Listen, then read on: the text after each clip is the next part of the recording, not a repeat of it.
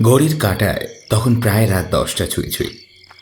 চারপাশটা একটা অন্ধকারের চাদরেই থেকে গেছে। কোথাও যেন আলোর রেখা মাত্র দেখা যাচ্ছে না। আশেপাশে কোনো বাড়িঘরও নেই। যতদূর চোখ যায় শুধুই ধুধু প্রান্তর। তারই মাঝখান দিয়ে হেঁটে চলছে মৈনাক।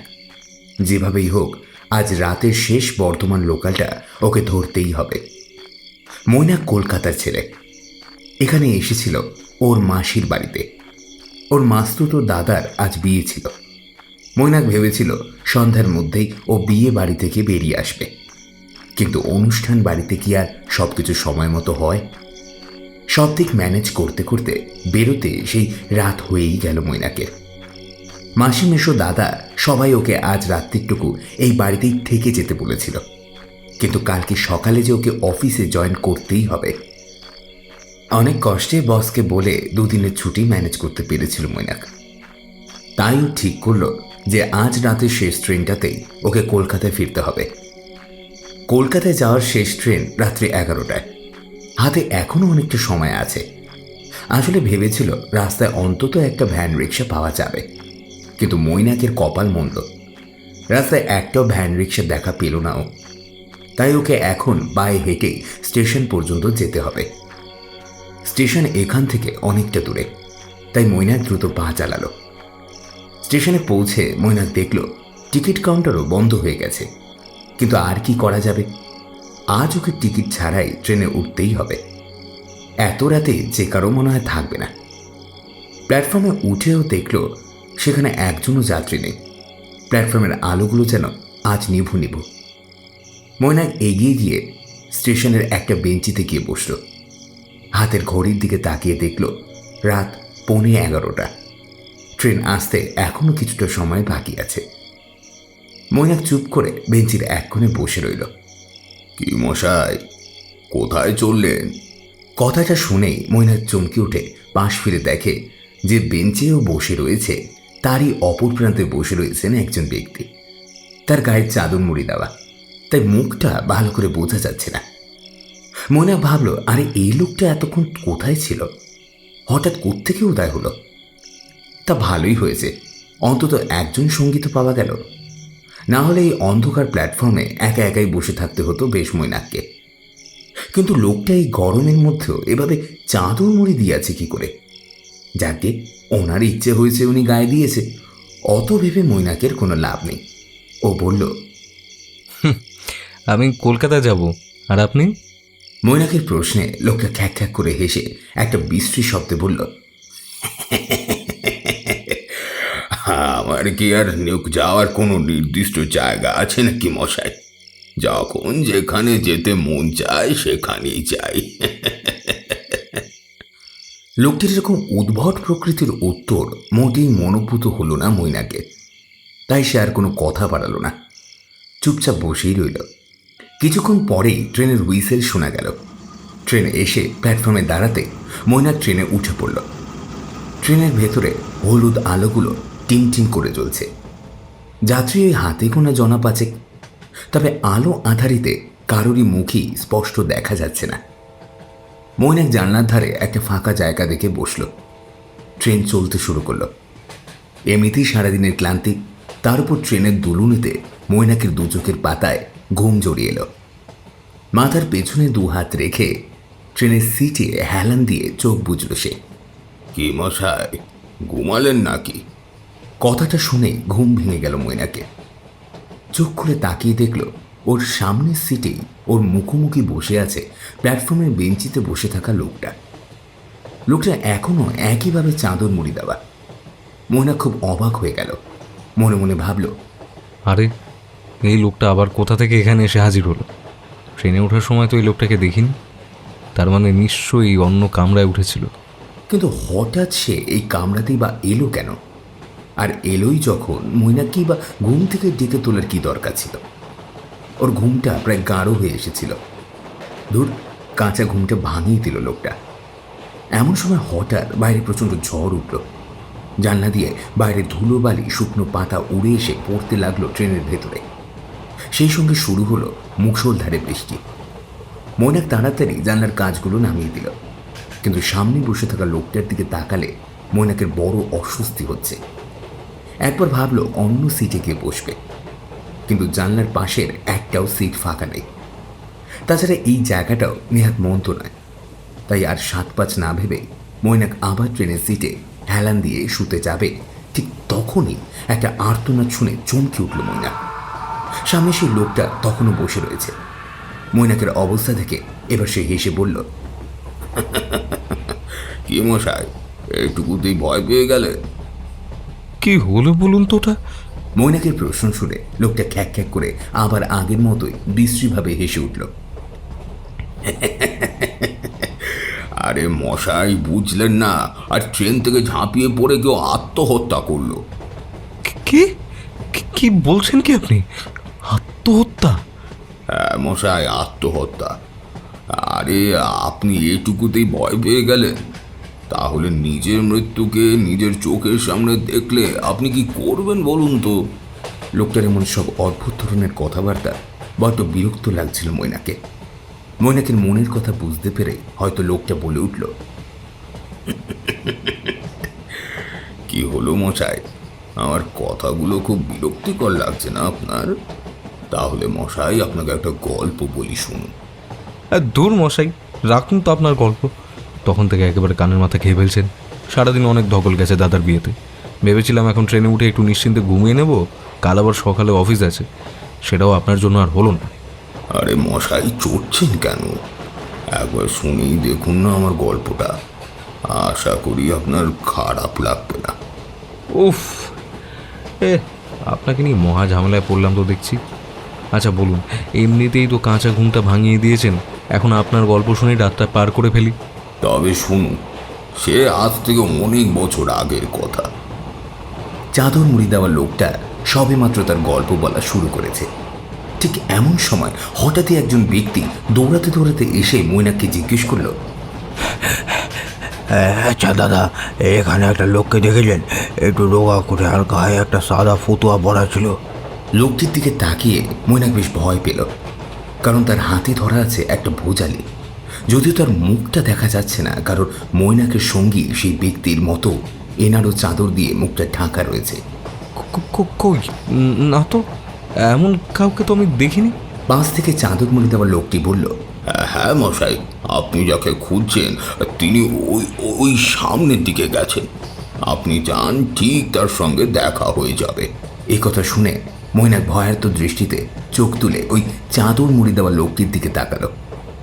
দেখলো তার ঠোঁটের কোণে একটা চটুল হাসির রেখা ফুটে উঠেছে।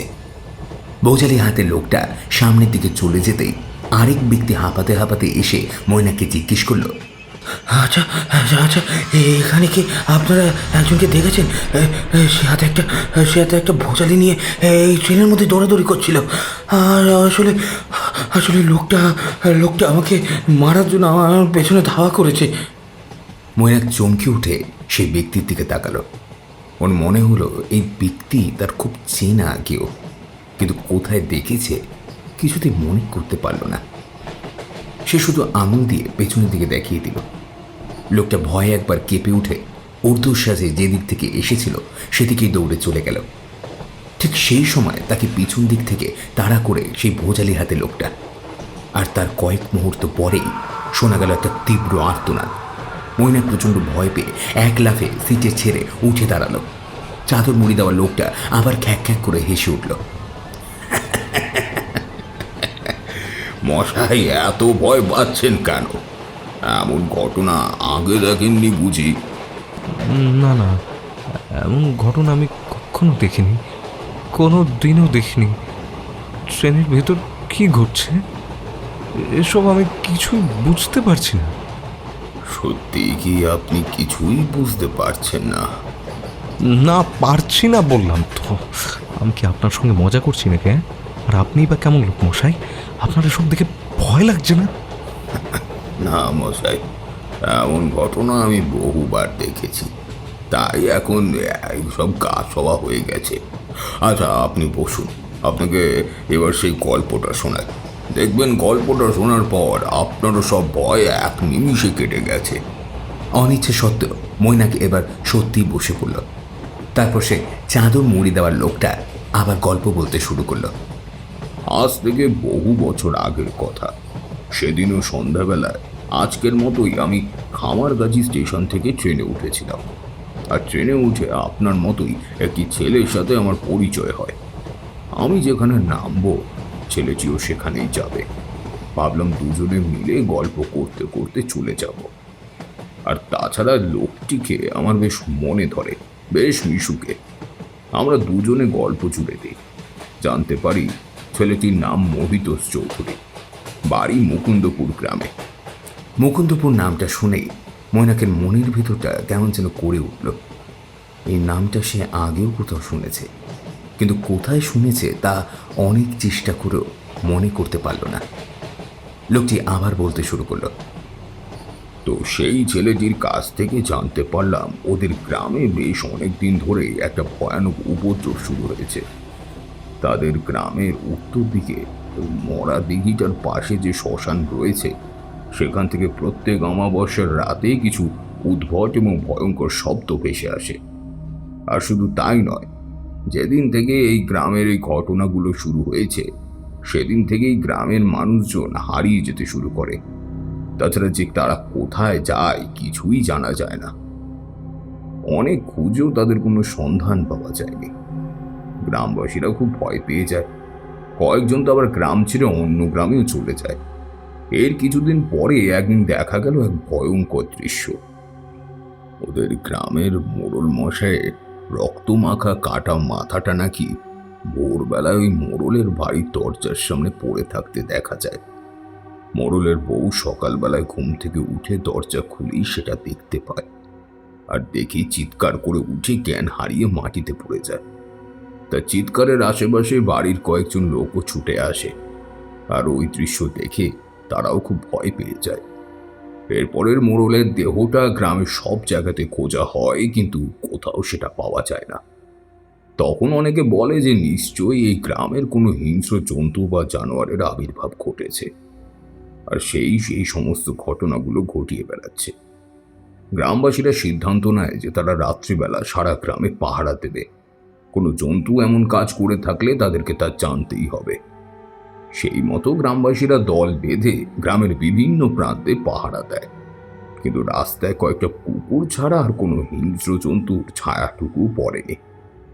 এরপর আরও কয়েকদিন একই কাজ করার পরে যখন সমস্যা মিটল না, তখন তারা বন দপ্তরে খবর দিল, কিন্তু বন দপ্তর থেকে লোক এসেও কোনো হিংস্র জন্তুকে ধরতে পারল না। পরের অমাবস্যাতে ঘটল সেই এক ঘটনা। ওদের গ্রামের একমাত্র চিকিৎসক হরিমোহন রায়ের একটা হাত পড়ে থাকতে দেখা গেল তাদেরই বাড়ির উঠোনে। ওনার ছেলে এসে সেই হাতটা দেখে চিনতে পারে এই যে তার বাবার হাত। সারা হাতটায় বড় বড় তীক্ষ্ণ নখ আর দাঁতের আঁচড়ের দাগ। দেখে মনে হচ্ছে তার বাবার শরীর থেকে যেন হাতটা কেউ প্রবল আক্রোশে ছিঁড়ে নিয়েছে। সারা হাতে লেগে রয়েছে চাপ চাপ রক্তের দাগ। ছেলেটির কাছ থেকে জানা যায় যে তার বাবা প্রতিদিন মতোই রাতে খাওয়া দাওয়া সেরে নিজের ঘরে গিয়ে শুয়ে পড়েছিল। সে যে কখন রাতে দরজা খুলে বাইরে গেছে তা কেউ জানে না। গ্রামবাসীরা সিদ্ধান্ত নেয় তারা এই গ্রাম ছেড়ে চলে যাবে। এইভাবে মৃত্যুকে সঙ্গে নিয়ে তাদের পক্ষে বেঁচে থাকা সম্ভব নয়। গ্রামের একজন বৃদ্ধ বললেন যে কোনো কাল পিশাচিনীর কাজ। এতে গ্রামবাসীদের মধ্যে আতঙ্ক আরো বেড়ে যায়। প্রতিদিনই গ্রাম থেকে কিছু কিছু মানুষ অন্যত্র চলে যেতে থাকে। ছেলেটির কাছ থেকে এই ধরনের গল্প শুনে আমার মন আনন্দে লাফিয়ে ওঠে। ওর কাছ থেকে নিশ্চয়ই কিছু ভৌতিক গল্পের প্লট পাওয়া যাবে, কারণ আমি একজন লেখক। সবে মাত্র একটু আধটু ওই নাম করা শুরু করেছি। তাই আমি ছেলেটিকে চেপে ধরলাম ওর কাছ থেকে অন্য কোনো গ্রামের সেই গল্প শোনা যায় নাকি, এবং সেই ব্যাপারে বিস্তারিতভাবে শোনার জন্য। এবার আমি ছেলেটিকে প্রশ্ন করলাম, আচ্ছা, আপনাদের গ্রামে এই ধরনের ঘটনা শুরু হওয়ার পেছনে কি কোনো কারণ আছে বলে আপনার মনে হয়? কেননা কারণ ছাড়া হঠাৎ করে আপনাদের গ্রামে এই ধরনের ঘটনা ঘটবেই বা কেন? আর সত্যি যদি এই বৃদ্ধের কথা অনুযায়ী আপনাদের গ্রামে কোনো পিশাচিনী দৃষ্টি পড়ে, তাহলে তার পেছনে নিশ্চয়ই কোনো না কোনো কারণ আছে। এবার ছেলেটি কয়েক মুহূর্ত চুপ করে রইল। আমি জিজ্ঞেস করলাম, কি হলো মহিতোষবাবু, চুপ করে রইলেন যে? আপনি কি এ বিষয়ে কিছু জানেন? তাহলে দয়া করে আমাকে পুরো ঘটনাটা বলুন। আমার জড়াজড়িতে ছেলেটা আমাকে যা বলল তা এরকম। আসলে ওদের গ্রামের পশ্চিম দিকে একটা পরিবার থাকতো। পরিবারে ছিল মাত্র 2টি মানুষ, পলাশ এবং তার স্ত্রী মালতী। তাদের কোনো সন্তান ছিল না। অনেক চেষ্টা করেও তাদের কোনো সন্তান হয়নি। কত চিকিৎসা, কত মানত, সব কিছুই বিফলে গিয়েছিল। শেষ পর্যন্ত মেয়েটি তান্ত্রিকের কাছে যেতে শুরু করে। যেখানেই কোনো তান্ত্রিকের সন্ধান পেত সে সেখানেই ছুটে যেত। এইভাবে একদিন এক ভণ্ড তান্ত্রিকের খপ্পরে পড়ে সে তন্ত্রমন্ত্র, কালো জাদু শিখতে শুরু করে। ঘটনাটা গ্রামে ছড়িয়ে পড়তে খুব বেশি সময় লাগে না। গ্রামবাসীরা বেশ ভয় পেয়ে যায় যে সে কখন ওই জাদুবিদ্যা খাটিয়ে গ্রামবাসীদের কোনো ক্ষতি না করে বসে। সবাই ওই পরিবারের কাছ থেকে দূরে দূরেই থাকতে শুরু করে। তাদের সাথে ভালো করে কেউ কথাও বলতো না। একদিন গ্রামের মোড়লের নির্দেশে ওই পরিবারটিকে এক ঘরে করে দেওয়া হয়। গ্রামের একটা পুকুর থেকে তাদের খাবার জলটুকু পর্যন্ত নিতে দেওয়া হতো না। গ্রামের কেউ তাদের ছায়াটুকু পর্যন্ত মানাতো না। এইভাবে চলতে চলতে একদিন মালতীর স্বামী অসুস্থ হয়ে মৃত্যুর কোলে ঢলে পড়ে। ঠিক 2 দিন পরে একদিন সকালে ওই মরা দিঘির পাড়ে একটা বট গাছের মোটার ডাল থেকে মালতীর ঝুলন্ত দেহটা উদ্ধার হয়। শোনা যায় মালতী নাকি মৃত্যুর আগে অভিশাপ দিয়ে গেছিল যে এই গ্রামের কাউকে সে ছাড়বে না। যারা ওর ওই স্বামীর মৃত্যুর জন্য দায়ী তাদের সবাইকেও শেষ করে দেবে। এরপর কেটে যায় বেশ কয়েকটা বছর। মালতীদের কথা গ্রামের সবাই ভুলেই গিয়েছিল। তারপর একদিন হঠাৎ করেই গ্রামের ওইসব অদ্ভুত ঘটনা ঘটতে শুরু করে।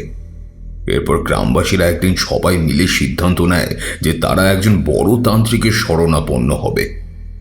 সেই মতো একদিন খবর পাওয়া যায় যে পাশের গ্রামের একজন বড় তান্ত্রিক এসেছেন নাকি ত্রিকালদর্শী।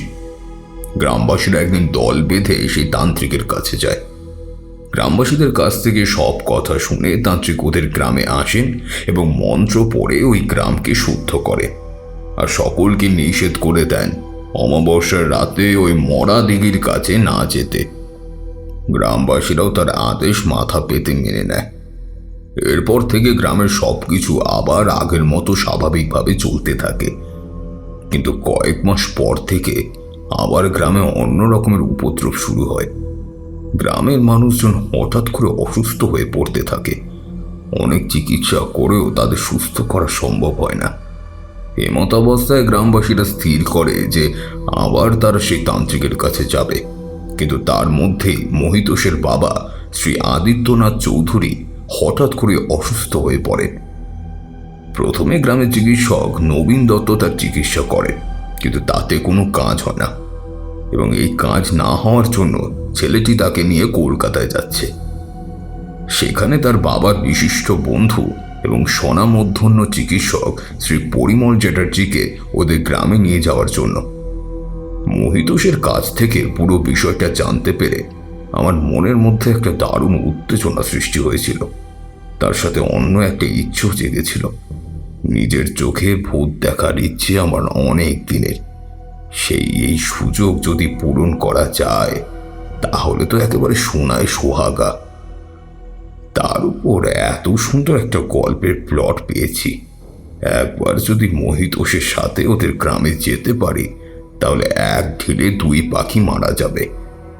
কথাটা মহিতোষকে বলতে যাব এমন সময় হঠাৎ একটা প্রচণ্ড ঝাঁকুনি দিয়ে আমাদের ট্রেনটাও থেমে গেল। জানলাটা দিয়ে বাইরের দিকে তাকিয়ে দেখলাম চারপাশটা ঘুটঘুটে অন্ধকার, কিছুই ভালো করে দেখা যাচ্ছে না। ট্রেনের টিম টিম করে জ্বলা হলুদ আলোগুলো নিভে গেছে। দূরে পঞ্চমীর চাঁদ ক্ষয়িষ্ণু হতে হতে দিগন্ত রেখার বুকে প্রায় অস্ত গেছে। মনে হচ্ছে আমরা যেন কোনো এক অজানা অন্ধকার জগতের মধ্যে এসে পৌঁছেছি। ট্রেনের মধ্যে যাত্রীদের একটা কোলাহল শুরু হয়েছে। এমন সময় মহিতোষ জিজ্ঞেস করল, কি হলো বলুন তো, ট্রেনটা এভাবে দাঁড়িয়ে পড়লো যে? তা তো ঠিক বলতে পারবো না মহিতোষবাবু, দাঁড়ান তো একটু দরজার সামনে গিয়ে দেখি। এই বলে আমি অন্ধকারের মধ্যেই দরজার সামনে এসে দাঁড়ালাম। দেখলাম অনেক যাত্রী টর্চ হাতে ট্রেন থেকে নেমে রেল লাইনের মধ্যে চলাফেরা করছে। তাদের একজনকে জিজ্ঞেস করে জানতে পারলাম সামনের কোনো স্টেশনের লাইনে নাকি গন্ডগোল হয়েছে। লাইন মেরামতি না হওয়া পর্যন্ত ট্রেন চলা সম্ভব নয়। এ কথা শুনে আমি খুবই দুশ্চিন্তায় পড়ে গেলাম। ট্রেন যে কখন ছাড়বে কে জানে। মহিতোষকে এসে সে কথা জানালাম। সে বলল, দূর বাবা, কি জ্বালাতনে পড়লাম বলুন তো। কার মুখ দেখেছে আজ বাড়ি থেকে বেরিয়েছিলাম কে জানে। আমি আবার নিজের সিটে গিয়ে বসে পড়লাম। ট্রেন যে আবার কখন চলতে শুরু করবে সে কথা কারোরই জানার নেই। আমি ভাবলাম ট্রেনের মধ্যে এভাবে চুপচাপ বসে বোর হওয়ার থেকে মহিতোষের কাছে ওদের গ্রামের গল্পটা আরও ভালো করে শুনি। এই ভেবে আমি সবেমাত্র ওকে যে বিষয়ে কিছু জিজ্ঞেস করতে যাব, ঠিক তখনই আমাদের সবাইকে অবাক করে ওই ট্রেনটা আবার চলতে শুরু করলো। ট্রেন চলতে শুরু করায় সবাই খুব খুশি। যারা রেল লাইনে নেমে ঘোরাফেরা করছিল তারাও ছুটে এসে ট্রেনে উঠে পড়ল। আমিও হাফ ছেড়ে বাঁচলাম। ট্রেনের আলোগুলো আবার জ্বলে উঠেছে। আমি মহিতোষকে কিছু বলতে যাব, হঠাৎ একটা প্রচণ্ড বিস্ফোরণের শব্দ পেলাম। চারিদিক ধোঁয়ায় ঢেকে গেল। আমাদের ট্রেনটা কাঁপতে শুরু করেছে। যাত্রীরা সবাই ভয়ে চিৎকার করছে। মনে হচ্ছে আজ যেন পৃথিবীর বুকে নেমে আসছে কোনো এক মহাপ্রলয়। আর পরক্ষণে মনে হলো আমরা যেন কোনো কালের অতুল গভীরে তলিয়ে গেলাম। এই পর্যন্ত বলে চাদর মুড়ি দেওয়া লোকটি থামলে। মৈনাক এতক্ষণ লোকটির বলে যাওয়া গল্পটা খুব মনোযোগ সহকারে শুনছিল, কিন্তু গল্পটা শোনার সময় বারবার ওর একটাই কথা মনে হচ্ছিল, এই গল্পের সাথে ওর যেন একটা কোনো সম্পর্ক অবশ্যই আছে, কিন্তু কিভাবে? অনেক চেষ্টা করেও ও সেটা কিছুতেই মনে করতে পারল না। কি মশাই, কি এত ভাবছেন? প্রশ্নটা শুনেই সামনে বসে থাকা চাদর মুড়ি দেওয়া লোকটার মুখের দিকে একটু অবাক হয়ে তাকালো মৈনাক। বলল, আগে না, ঠিক তেমন কিছু না, তবে তবে কি মশাই? লোকটার কথার মধ্যে কিছু একটা যেন মিশে রয়েছে, তবে সেটা যে কি সেটা মৈনাক কিছুতেই ধরতে পারছে না। সব কিছু বড় অদ্ভুত লাগছে ওর। এবার ও নিজেই লোকটিকে জিজ্ঞেস করল, তারপর কি হলো? তারপর আর কি মশাই, যখন চোখ খুললাম দেখলাম চারিদিক একেবারে শান্ত হয়ে গেছে। একটু দূরে চোখ পড়তেই দেখলাম মহিতোষবাবু দাঁড়িয়ে আছেন। তারপর ওনাকে সঙ্গে নিয়েই আমি এক নতুন জগতে পা রাখলাম। নতুন জগৎ মানে? নতুন জগৎ মানেটা বুঝতে পারলেন না মৈনাকবাবু? নতুন জগৎ মানে হলো, যাকে ছাড়ুন সেসব কথা। গল্পটা কেমন লাগলো সেটা আগে বলুন। লোকটির মুখে নিজের নাম শুনে মৈনাক বিস্ময়ে হতবাক হয়ে গেল। এই লোকটা ওর নাম জানলো কি করে? ও তো লোকটাকে ওর নাম বলেনি। তবে কি হলো মশাই? আরে তখন থেকে কি এত ভাবছেন বলুন তো? আগে না, তেমন কিছু না। আচ্ছা, আপনি আমার নাম জানলেন কিভাবে? আমি তো একবারও আমার নাম আপনাকে বলিনি। জানি না মশাই, আপনার সাথে যে আমার জন্ম জন্মান্তরের সম্পর্ক। এ কথা শুনে মৈনাকের এবার খুব রাগ হলো। সে রাগকে ও প্রশমিত করতে পারল না। বলল, আচ্ছা মশাই, আপনি তখন থেকে কি সব উল্টোপাল্টা কথা বলে চলেছেন বলুন তো? হ্যাঁ, সত্যি করে বলুন তো, আপনি কে? আপনি কি আমাকে চেনেন? চিনি বই কি, খুব চিনি। কেন, আপনি চিনতে পারছেন না মৈনাকবাবু? আগে না, আমি আপনাকে চিনি না। তবে এটুকু বুঝতে পারছি আপনি লোকটা খুব একটা সুবিধার নন। সেই স্টেশন থেকে আমার পিছু নিয়েছেন, জানি না এর পেছনে আপনার আসল উদ্দেশ্যটা ঠিক কী। আরে মশাই, এত চড়ছেন কেন? গল্পটা কেমন লাগলো সেটা তো আগে বলুন। আগে ভালো, বেশ ভালো। শুধু একটা প্রশ্নের উত্তর আমি কিছুতেই খুঁজে পাচ্ছি না। কি প্রশ্ন? না, তেমন কিছু না, ওই এমনি আর কি। আরে মশাই বলুন না, যদি আমি আপনাকে কোনো রকম সাহায্য করতে পারি। আসলে প্রশ্নটা বড়ই অদ্ভুত। আপনি এতক্ষণ ধরে আমাকে যে গল্পটা বললেন সেই গল্পটা আমার খুব চেনা চেনা লাগছে। মনে হচ্ছে সেই ঘটনাগুলোর সঙ্গে আমার যেন কোথাও কোনো সম্পর্ক রয়েছে, কিন্তু কিন্তু আমি তো ওই মোহিতোষ নামের ছেলেটিকে চিনি না, আর খামারগাছিতেও আমি কোনোদিন যাইনি। তবে এখনো বুঝতে পারছেন না মৈনাক বাবু? কি বুঝতে পারছি না বলুন তো মশাই? যাকে বাদ দিন সেসব কথা। এখনো আমাদের অনেক দূর যেতে হবে। ততক্ষণ আরো একটা গল্প আপনাকে বলি, শুনুন। হতেও তো পারে ওর সাথে আপনি নিজের কোনো সম্পর্ক খুঁজে পেলেও পেতে পারেন। আমার ট্রেন জীবনে ঘটে যাওয়া আরো একটা ঘটনার কথা এবার আপনাকে বলি। তবে আরো একটি কথা আপনাকে গল্পের শুরুতেই বলে রাখি মৈনাক বাবু, আমার এই গল্পটা শেষ না হওয়া পর্যন্ত কিন্তু আপনি আমাকে কোনো রকম প্রশ্ন করতে পারবেন না। এবার গল্পটা শুনুন। আমি তখন ট্রেনে চা ফেরি করি। অনেক সময় কোনো কোনো গাড়িতে আমি কয়েকটা স্টেশন পর্যন্ত গিয়েও চা ফেরি করতাম। আমার হাতের চায়ের প্রশংসা করতো সকলেই। অমলের চা, যে একবার খেয়েছে সে বারবার খাবে। সেদিনও ছিল এক ঝড় বৃষ্টির রাত। আকাশটাও কেমন যেন থম মেরে রয়েছে।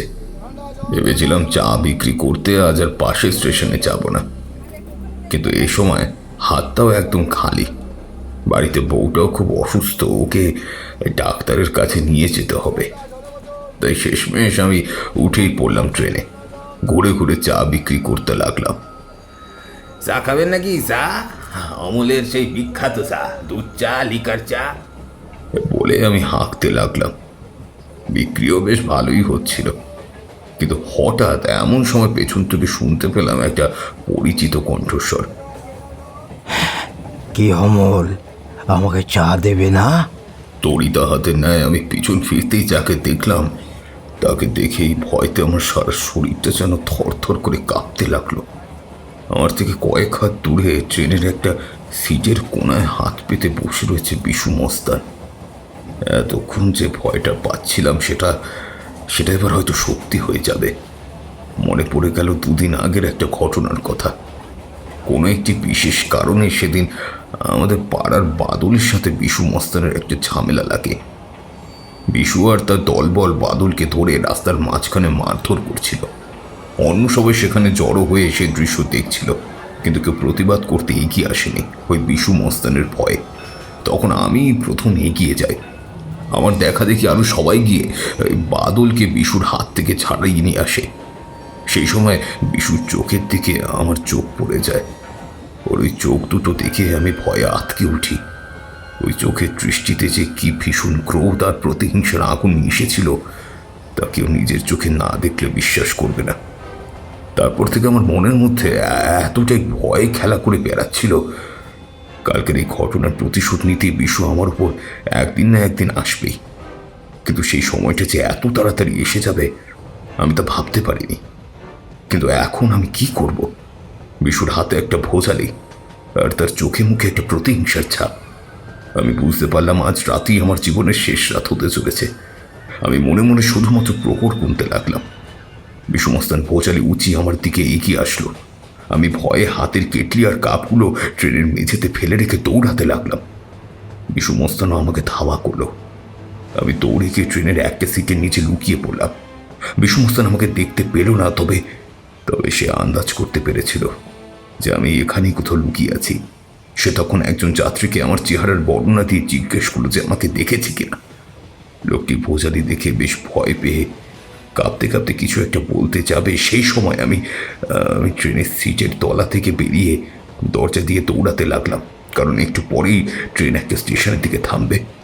আমি সেখান থেকে লাফ দিয়ে নেমে বিশুর হাত থেকে নিজেকে বাঁচানোর জন্য শেষ চেষ্টা করলাম, কিন্তু পালানোর সময় বিশু আমাকে দেখে ফেলল এবং আমাকে আবার ধাওয়া করলো। ট্রেনের বাকি যাত্রীরা আতঙ্কিত হয়ে আমাদের দুজনকে দেখতে লাগলো, আর কয়েক মুহূর্ত পরেই তাদের কানে এসে এলো একটা গগন বিদারী আর্তনাদ, আর তার সাথে একটা ভারী কিছু পড়ে যাওয়ার শব্দ। অনেক ভয়ে সিট থেকে উঠে দাঁড়িয়ে জানলা দিয়ে কিছু দেখার চেষ্টা করে, কিন্তু অন্ধকারে তারা কিছু দেখতে পায় না। বিশু মস্তান জয় উল্লাসে মত্ত হয়ে ওঠে, চিৎকার করে বলে, বেটা আমার পিছনে লেগেছিল, দিলাম আজ বেটাকে খতম করে। আমি হলাম বিশু মস্তান, আমার পিছনে যে লাগবে তারই আমি এই একই অবস্থা করব। বলেই কিছু অকথ্য ভাষায় গালাগালি দিতে থাকে। আর পরক্ষণে ট্রেনের যাত্রীদের কানে আসে আরও একটা শব্দ। তাহলে কি আবার ট্রেন থেকে কিছু পড়ে গেল? তারা ট্রেনের সিটে বসেই ভয়ে কাঁপতে লাগলো। ওই যে বলে না বাবু, পাপ যে বাপকেও ছাড়ে না, পাপ করলে শাস্তি যে অবশ্যম্ভাবী। তাই সেদিন বিশু মস্তানও তার পাপের শাস্তি পেয়েছিল। তাকেও আমারই মতো এই পৃথিবী থেকে চির বিদায় নিতে হয়েছিল। এই পর্যন্ত বলে চাদর মুড়ি দেওয়া লোকটা থামল। মৈনাকও এতক্ষণ তার দ্বিতীয় গল্পটা মন দিয়ে শুনছিল। তবে এই গল্পটা তার খুব চেনা মনে হলো। মনে হলো গল্পের চরিত্রগুলো যেন তার খুব কাছ থেকে দেখা। কিন্তু কিভাবে? ওর মাথার মধ্যে সবকিছু কেমন যেন তালগোল পাকিয়ে যেতে লাগলো। এবার ওর একটা কথা মনে পড়ে গেল। লোককে যে বলল বিশু মস্তানকেও নাকি এই লোকটার মতোই পৃথিবী থেকে বিদায় নিতে হয়েছিল। তার মানে এই লোকটা মৃত? না না, এই কি করে সম্ভব? লোকটা তোর সামনেই বসে আছে। তাহলে কি লোকটা পাগল? কিন্তু লোকটা যদি পাগলই হয় তাহলে তার বলা কথাগুলো মনে করে তো চেনা চেনা লাগছে কেন? কি যে হচ্ছে ওর সাথে ও কিছুই বুঝতে পারছে না। সব কেমন তালগোল পাকিয়ে যাচ্ছে। এবার চাদর মুড়ি দেওয়া লোকটা এক প্রকার প্রায় রেগে গিয়েই বলল, আরে ধুস মশাই, আপনার এখনো কিছু মনে পড়ছে না? না মশাই, আমার কিছুই মনে পড়ছে না। তখন থেকে তো আপনাকে একটা কথাই বলে যাচ্ছি, আমার মনে পড়ছে না। তো কেন বারবার আমাকে একই কথা জিজ্ঞাসা করে যাচ্ছেন বলুন তো? আরেকটা কথা, আপনি যে আমাকে এক্ষুনি বললেন ওই বিশু মস্তান আপনার মতো এই পৃথিবী থেকে চলে গিয়েছিল, তার মানে আপনিও বুঝি মৃত? মৈনাক কথাটা বলতেই লোকটা হো হো করে হেসে উঠল। সে বিষয়ে বুঝি আপনার এখনো সন্দেহ আছে মহিতোষ বাবু? চাদর মুড়ি দেওয়ার লোকটির মুখ থেকে এই নামটা শুনে মৈনাক যেন আকাশ থেকে পড়ল। অবাক হয়ে বলল, মহিতোষ বাবু? কে মহিতোষ বাবু? আমার নাম মৈনাক সেন। আমি কলকাতায় থাকি। চাদর মুড়ি দেওয়ার লোকটা আবার আগের মতোই বিশ্রী শব্দে হেসে উঠল।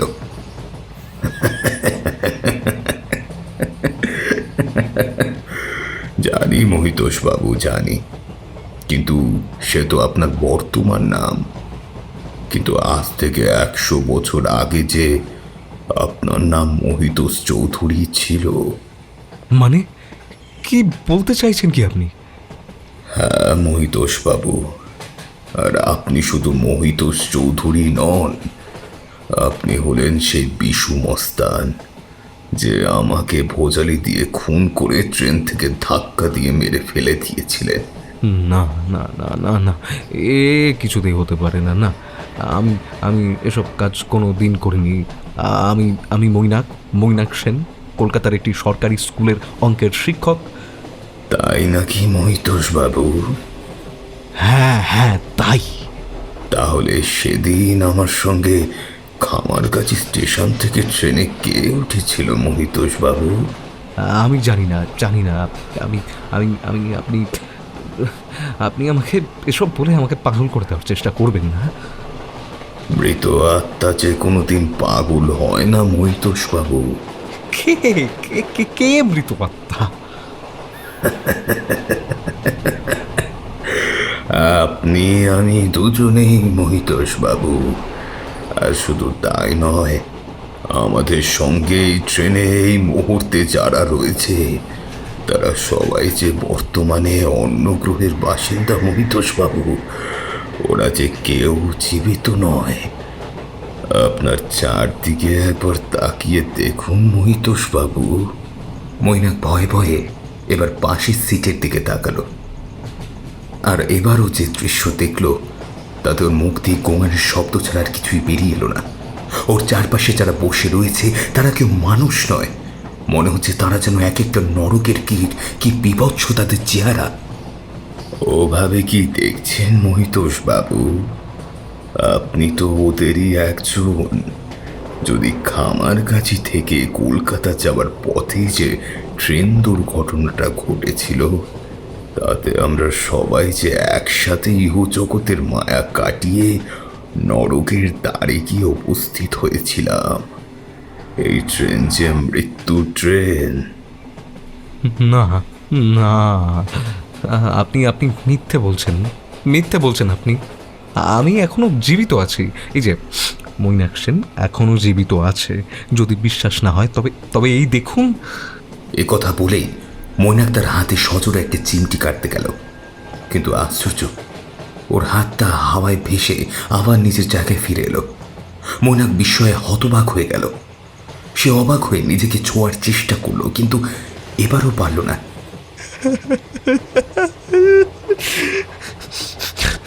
এসব এসব এসব কি হচ্ছে? আমি যে এখনো বেঁচে আছি। আমি আমি আমি মৈনাক সেন, একজন অঙ্কের শিক্ষক। এ আমার কি হলো? মৈনাক বাবু, এ জন্মেও যে আপনি মারা গিয়েছেন। সেদিন আপনার মাস্তুতো দাদার বিয়ে থেকে খেয়ে ফেরার সময় অন্ধকারে গ্রামের পথের ধারে পায়ে হেঁটে স্টেশনে আসছিলেন। তখন রাস্তা দেখতে না পেয়ে একটি বিষাক্ত সাপের গায়ে পা দিয়ে দেন।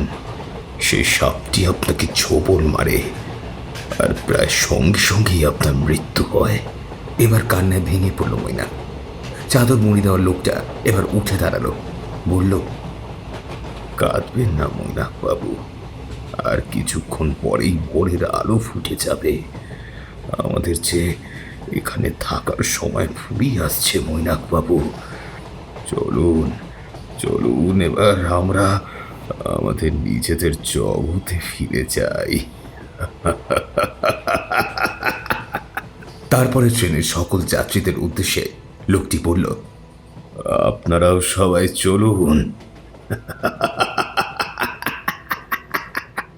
ট্রেনে বসে থাকা প্রেতগুলো সবাই একে একে উঠে দাঁড়ালো। তারপর সবার দেহ একটা কালো ধোঁয়ার কুণ্ডুলিতে পরিণত হয়ে ফিরে ফিরে বাতাসে মিলিয়ে যেতে লাগলো। তারা মিলিয়ে যেতেই ট্রেনটাও কোথায় যেন অদৃশ্য হয়ে গেল।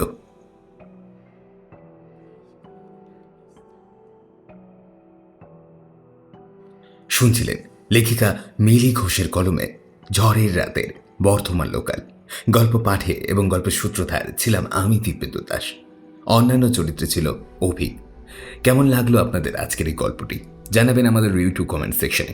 আর আপনারা আমাদের চ্যানেলে নতুন হয়ে থাকলে তাহলে চ্যানেলটি প্লিজ সাবস্ক্রাইব করে বেল আইকনটা ক্লিক করে দেবেন, যাতে নতুন ভিডিও আসলেই আপনারা তা শুনতে পারেন। দেখা হচ্ছে অন্য কোনো গল্পে।